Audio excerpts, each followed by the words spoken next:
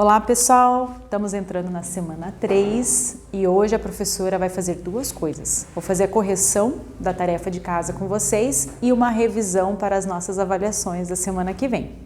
Então vamos pegar lá o livro novamente, pega o livro, lápis, borracha e vamos começar a correção com relação ao nosso assunto da semana passada. Página 53 do livro, temos a questão 18. Então, observe o experimento realizado por Mariana. A Mariana está ali com uma vela, com o copo, e ela vai cobrir aquela vela com o copo.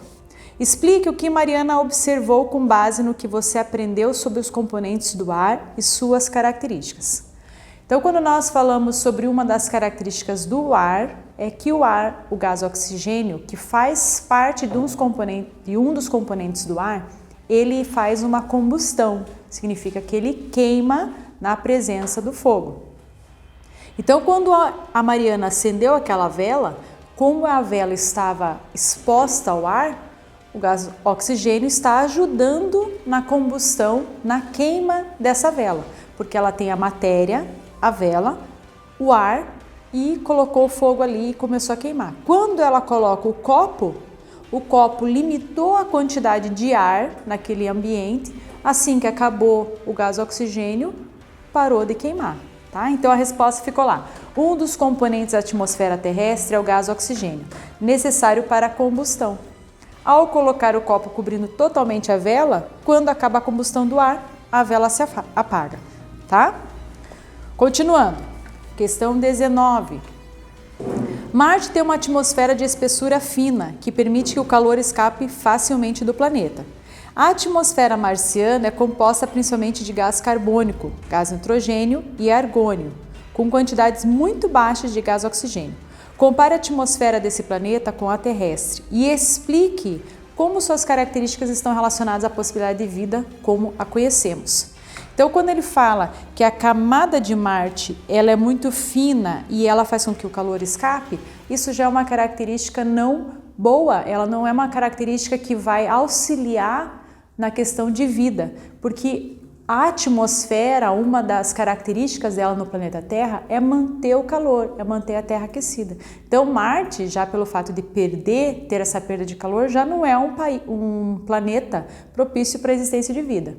Então eu coloquei aqui, camada que não mantém o calor e tem a quantidade de gás oxigênio baixo, são características de um planeta que não pode ter vida habitando lá, tá? Porque lembrando que o planeta Terra, a quantidade de gás oxigênio dele é o suficiente para que a gente possa respirar e se manter vivo. Questão 20. Veja a imagem abaixo, indicando a previsão do tempo para determinada cidade. Então mostra lá 27 graus, chuva 21%, umidade 71%, vento 10 km por hora. A que componente da atmosfera a umidade do ar está relacionada? Explique. Então, a questão da umidade do ar está relacionada ao vapor da água. Quanto maior a quantidade de vapor da água, maior a umidade de ar. E vapor da água, quando vocês aprenderam sobre o ciclo da água, quando a água evapora, tanto de rios, lagos, oceano, quando ela evapora, ela vai para o ar, ela faz esse vapor da água e ajuda a ficar mais úmido. Vamos lá, continuando, página 54. Ricardo viajou com seus pais para a Bolívia. Nesse ambiente, ele teve a sensação de falta de ar e a sua mãe disse que era normal que isso acontecesse, pois estavam a uma altitude muito maior do que a cidade em que viviam. Como você explicaria para Ricardo por que isso aconteceu? Então, lembrando que quanto mais alto, lugares mais altos, montanhas, cidades em maiores altitudes, quanto mais alto, a quantidade de ar é menor. Quanto mais baixo, normalmente em região de praias, a quantidade de ar é maior, tem mais moléculas de ar.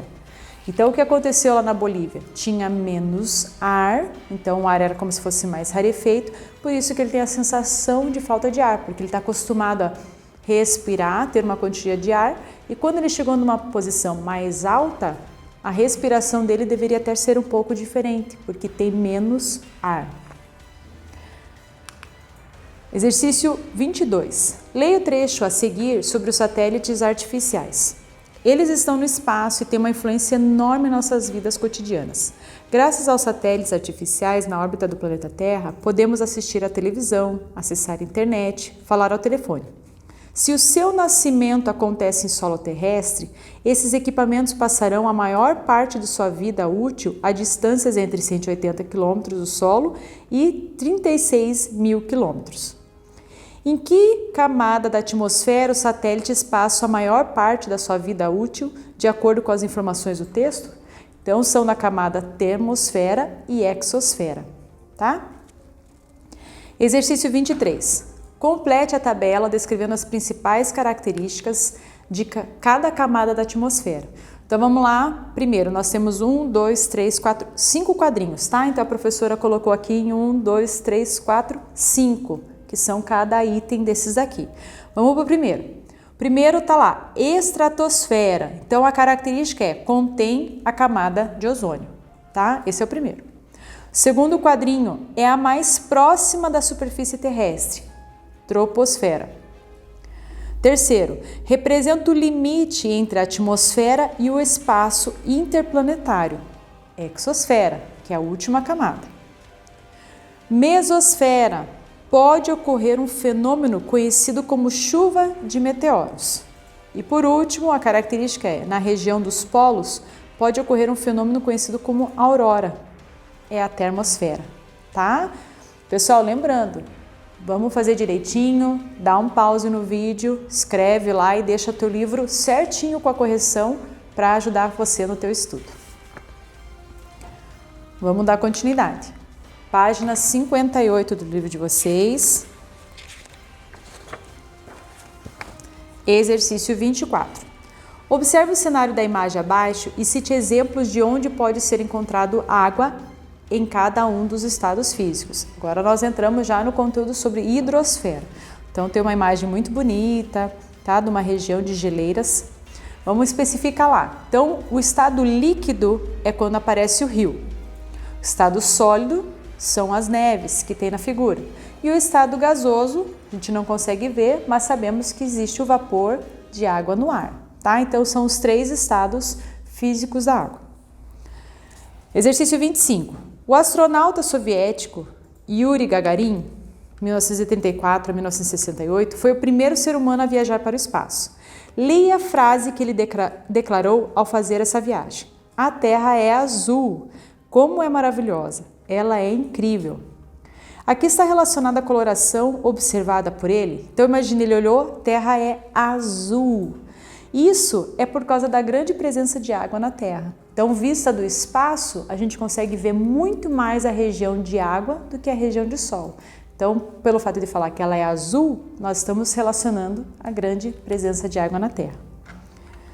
E por último, exercício 26. Imagine que toda a água da Terra estivesse contida em um galão de água de 20 litros. Pega um galão lá de água de 20 litros, colocasse toda a água da Terra lá. Qual seria a quantidade de água doce contida no galão? Se apenas 2,5% de água do planeta é doce, se a gente tem um galão de 20, seria mais ou menos 0,5 litro seria de água doce, tá? É um exercício aí extra, só para a gente pensar um pouquinho, mas é uma proporção que ele fez só para a gente ter essa, parar um pouquinho, raciocinar um pouquinho e fazer essa conta. Vamos dar continuidade, pessoal. Página 61. Parada obrigatória, exercício 27. Explique o que é o ciclo da água no planeta, esquematizando suas principais etapas. Então vamos lembrar o ciclo da água quando a professora mostrou. Mostrei uma imagem com rios, com lagos, oceano, mostrei as nuvens. Então o ciclo da água é quando você sabe que na natureza a água ela não está totalmente parada só no rio. Ela também evapora, é elevada para as nuvens. Se está ventando muito a nuvem, ela é deslocada, vai para outro lugar. Quando ela fica muito pesada, com muito vapor, ela vai se precipitar e formar a chuva. E isso forma o ciclo da água, essa movimentação. Então, o ciclo da água corresponde à mudança contínua desse recurso, tanto de um estado físico para o outro, quanto entre diferentes ambientes. Então, ela muda estado físico gasoso, sólido, líquido e em diferentes regiões ela também vai ficar, tá? Então tem que lembrar que o ciclo da água é diferenças de mudanças de estados da água em diferentes locais também, diferentes ambientes. Questão 28. Como o ciclo da água se relaciona com a atmosfera, com a litosfera e com a biosfera? A água dos rios, quando evapora, vai para a atmosfera, então ela vira vapor da água. Ao chover, ela retorna para a superfície, para a litosfera. E quando um ser vivo consome a água, ele também está voltando. A professora não colocou o restinho aqui, ó. Quando um ser vivo ele toma água, ela está voltando para ele e quando ele transpira, volta para o ar novamente, tá? Então o ser vivo, que é a biosfera, ele não só toma água, né? Toma às vezes um banho, mas ele vai fazer com que retorne a água para a natureza através da transpiração. Exercício 29. Observe as charges a seguir e responda. Então a gente tem um homem ali com guarda-chuva, tá? É uma brincadeira, ele está ali evitando que tome a chuva e depois ele vira o guarda-chuva ao contrário e está enchendo 2 baldes com aquela água. Letra A. Indique a etapa do ciclo da água que está sendo mostrado na imagem. Então está mostrando a chuva, a precipitação. E B. Explique o porquê da ação tomada pelo personagem no segundo quadro da charge. Então a segunda é para você estar vendo que ele está reutilizando a água da chuva, contribuindo para a economia da água. Então é uma brincadeira que ele vira ao contrário, mas ele está captando aquela água e colocando nos baldes para que ele possa reutilizar novamente a água. Exercício 30. Leia o texto a seguir e responda. As águas do nosso planeta estão ficando cada vez mais poluídas por causa do esgoto sem tratamento e produtos químicos que são jogados nos rios, nos mares todos os dias. Como a água dos rios está muito poluída, antes de chegar em nossas casas, ela precisa passar primeiro por uma usina de tratamento para a retirada dos poluentes. Pois a água sem tratamento pode transmitir várias doenças, como a diarreia, a cólera, a esquistossomose e várias outras. O processo de tratamento para despoluir a água custa caro e por isso é importante não desperdiçar. Se tomamos banho demorado, escovamos os dentes ou lavamos a louça com a torneira aberta, estamos jogando água fora sem necessidade. Podemos também economizar água, não dando descarga nos vasos sanitários sem necessidade, consertando o vazamento nos encanamentos de casa, molhando as plantas com regador e lavando o carro com balde, em vez de usar a mangueira e não jogando óleo de frituras no ralo da pia, pois o óleo polui os rios e dificulta o tratamento da água. Aqui esse texto está relacionado muito àquilo que a professora lidou com vocês em sala de aula também, sobre a importância da conscientização de como a gente usa a água. Então a gente está passando agora por um período muito claro para nós, está sendo muito prático a falta de água, porque não tem chovido em Curitiba, nós estamos com uma umidade do ar extremamente baixa, por isso que até é importante, né? Fica a dica para vocês, de noite às vezes coloca um balde de água para facilitar a respiração, use aqueles umidificadores de ar também, desculpa, e tome muita água e com relação quando vai lavar a louça, escovar o dente, quando você estiver utilizando a água, sempre lembrar, não precisa ficar com a água caindo continuamente, desligue ela, quando for utilizar novamente você liga. Tá? Então são algumas coisas, algumas orientações para que a gente possa colaborar para melhor uso da água. Aí na página 62 já vai vir uma pergunta. Pense nas tarefas que você realizou no dia de hoje. Em que situações você utilizou a água? Então a ideia desse exercício é você refletir sobre a importância do uso da água na sua vida. O quanto, desde a hora que você acorda, o quanto nós utilizamos a água, o quanto ela é importante no dia a dia. Então acordou, lava o rosto, escova o dente, a mãe já foi fazer um café, aí já preparou a mesa, depois de tomar café ela já lavou a louça, né? Foi no banheiro, fez xixi, né? A brincadeira do texto aqui, se você fez só um xixi já não dá descarga, espera a família inteira usar o banheiro para poder dar uma descarga. Então são formas da gente refletir o quanto ela é importante no nosso dia a dia. B. Você considera que o seu consumo foi adequado ou você poderia ter mudado alguma atitude visando a economia da água? Aqui é a mesma coisa, é para você refletir sobre a forma como você utiliza. Se você está sendo um auxiliador, um colaborador, né? A questão da mordomia, o cuidado, pensando numa sociedade que você pode colaborar com a economia da água. Por quê? Porque Curitiba, ela está tomando aquela atitude de cada dia da semana tem bairros que ficam sem água, da 8 horas da manhã até 8 horas do dia seguinte. Eu, por exemplo, quando já deu umas 6 horas da manhã hoje, eu já ouvi a água voltando e enchendo novamente a minha caixa d'água, porque ontem foi o dia do meu bairro entrar no racionamento. Então, como que eu utilizei ontem a água? Colaborei para não perder tanta água assim? Ou eu ajudei na economia, ajudei pensando que amanhã vai ser outro bairro, que todo mundo está vivendo numa mesma cidade e tem que colaborar para essa questão da economia da água, tá?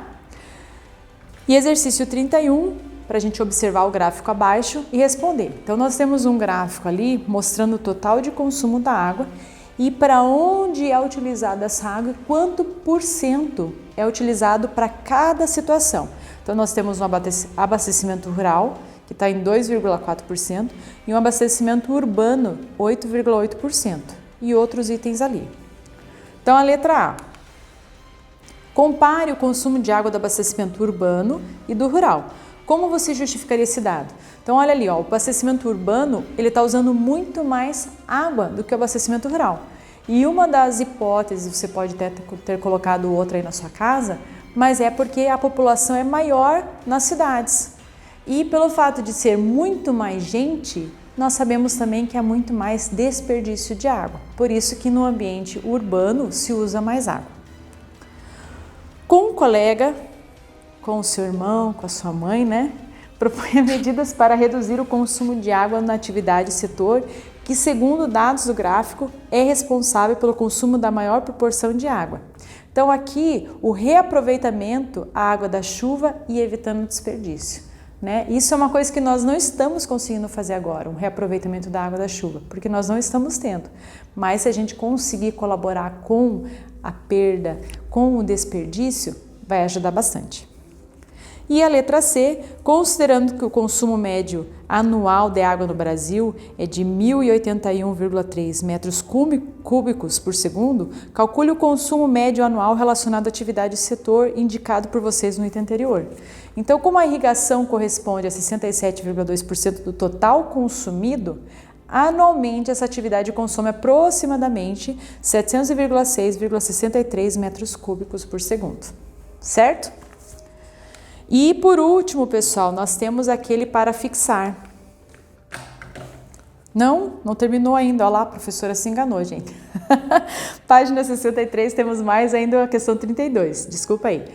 Veja na tabela abaixo a quantidade de água gasta para fabricar alguns produtos. Tá? Então a gente tem 4 exemplos, a gente tem um smartphone, calça jeans, camiseta de algodão e bota de couro. E está mostrando que para cada produção de um elemento desse tem uma quantidade de água que ela é consumida em litros. Então a ideia daqui é você fazer uma reflexão também sobre os teus hábitos de consumo. Por quê? Porque tudo que a gente resolve consumir, a gente afeta diretamente também na produção, né? Quanto a gente mais consome, mais vai ser produzido. Então aqui, esse exercício, na verdade, aproveite para conversar com a sua mãe, com o seu irmão, né? Tira um tempinho aí para você refletir. Tudo que eu tenho está sendo usado de forma com mordomia? Está sendo cuidado? Preciso, não preciso? Tá? Tudo que nós utilizamos, temos um gasto também de água para a produção disso, tá? E agora, por último, agora é verdade, tá, pessoal? É o último exercício. Página 67, para fixar, você tem um diagrama abaixo que resume os principais conceitos aprendidos nesse capítulo, tá? Complete os espaços com os termos adequados. Aqui, a professora vai lendo com vocês, vou dizendo, então a professora não colocou a tabela aqui, então vamos prestando atenção no que a professora está falando e vai anotando lá, tá? Vamos começar com o primeiro, a crosta. E a professora vai ler crosta e eu vou descer o meu gráfico, tá? O meu diagrama. Então, a crosta, ela apresenta rochas. Essas rochas podem ser, o primeiro lá, ígneas, metamórficas, sedimentares. E nas rochas sedimentares pode conter os fósseis, tá? Então o primeiro ficou lá, tem crosta, rochas, ígneas, metamórficas e sedimentares. Então são os 3 tipos de rocha. Lembram disso? Tá? 3 tipos de rochas: rochas ígneas ou magmáticas, rochas metamórficas, rochas sedimentares. E nas rochas sedimentares que a gente pode conter os fósseis. Agora vamos dar continuidade reto assim, crosta. A crosta terrestre, ela tem o manto superior e esse manto superior tem as placas litosféricas. Depois do manto superior tem manto inferior e núcleo externo e núcleo interno. São 2, núcleo externo e núcleo interno. E no seu interior é formado por terra. Volta lá na crosta. Crosta, segue a frasezinha de baixo. Crosta é formada por litosfera. A litosfera, logo ao lado dela, tem um quadrinho ali aberto, vai estar como atmosfera. Logo embaixo de terra tem a atmosfera. Seguindo a atmosfera para baixo. A atmosfera tem quais as camadas da atmosfera? Troposfera, estratosfera, mesosfera, termosfera e exosfera, tá? Então tá relacionado ali, quando você preenche a atmosfera, tá relacionado às outras 5 camadas. Continuando depois, então a crosta ela tem litosfera, a atmosfera e por último hidrosfera, que inclui as águas oceânicas, continentais e atmosfera, tá? Então são as últimos quadrinhos. Hidrosfera inclui as águas oceânicas, continentais e atmosféricas. E por último, que faltou lá no começo, quando a gente fala sobre crosta e rochas, as rochas são compostas de minerais, quando tem importância econômica são minérios, tá? São os 2 últimos quadrinhos que faltou. Rochas compostas de minerais, quando tem importância econômica, são chamadas de minérios. Certo, turma? Então aqui ficou a nossa correção dos últimos exercícios. Nós encerramos o livro de vocês, o caderno 1, tá? E agora a professora vai pegar os últimos minutos para a gente fazer uma revisão rápida e deixar ali vocês mais por dentro o que vai cair na avaliação. Lembrando que os vídeos que a professora fez são vídeos mais curtos e ali a professora explica certinho cada questão, o que é litosfera, o que é hidrosfera, atmosfera. Tá? Então a professora vai dar uma relembrada um pouquinho daquilo que vocês aprenderam em sala de aula. Vamos lá. Então o primeiro capítulo de vocês, que a professora se deteve bastante, parei, expliquei, nós falamos lá no começo, na página 4 do livro de vocês, nós falamos um pouquinho sobre os movimentos que a Terra faz, tá? Aí a professora explicou, foi mais detalhada, mas eu preciso que vocês relembrem que a Terra ela faz 2 tipos de movimento. O movimento de rotação e o movimento de translação. O movimento de rotação é quando a Terra gira ao redor do próprio eixo. E pelo fato dela girar ao redor do próprio eixo, ela tem consequências disso. Quando ela gira ao redor do próprio eixo, esse tempo de duração leva 24 horas. E pelo fato dela girar ao redor do próprio eixo, acontece as manhãs e as noites, né? Todo dia ela está fazendo essa movimentação ao redor dela mesma. E o movimento da Terra com relação à translação, que é a Terra girando ao redor do Sol, leva 365 dias para acontecer esse movimento que ela faz. E por causa da translação, as consequências são as estações, né? Verão, inverno, outono, primavera, ela está girando porque tem épocas que ela está mais próxima e tem épocas que ela está mais distante do Sol, tá? Então, quando a gente fala sobre movimentos da Terra, que é logo no começo do exercício, do capítulo de vocês, para lembrar desses 2 movimentos que a Terra faz. Isso é na primeira etapa que a professora fez. E a segunda etapa vai ser as aulas que a professora deu nessas 2 semanas, que foram os vídeos gravados, tá? Que nós vamos entrar lá no capítulo 2, a partir da página 31 do livro de vocês, que são as estruturas da Terra. Então lembrar que a Terra ela tem as esferas, litosfera, atmosfera e hidrosfera, e por causa dessas 3 esferas elas proporcionam vida, que é a biosfera, e a característica de cada uma. Então lembrar a litosfera, que é a formação dos solos, que ali tem as placas tectônicas. Pegar a litosfera, lembrar que tem a formação das rochas, tem 3 tipos de rochas, qual que é a característica de cada tipo de rocha, alguns exemplos dessas rochas. Lembrar que nas sedimentares tem a formação dos fósseis. O que são os fósseis? Depois, outra estrutura, a atmosfera. Qual que é a importância dela? A professora passou os slides também, então você tem tudo descrito certinho nos slides. Qual que é a importância da atmosfera? O que é a atmosfera? Que é a camada de ar, camada de gases que forma a Terra. Quais são essas camadas? O que tem em cada uma dessas camadas? E por último, a hidrosfera, também a importância dela para a Terra. O que é a hidrosfera? Essa questão da água, quais são os estados físicos da água, por que é importante o ciclo da água. Então essa revisão você precisa fazer e se deter muito mais nesse capítulo 2, Estrutura da Terra. Pessoal, qualquer dúvida, pode entrar em contato, manda uma mensagem para a professora responde lá. Bons estudos para vocês, tá bom?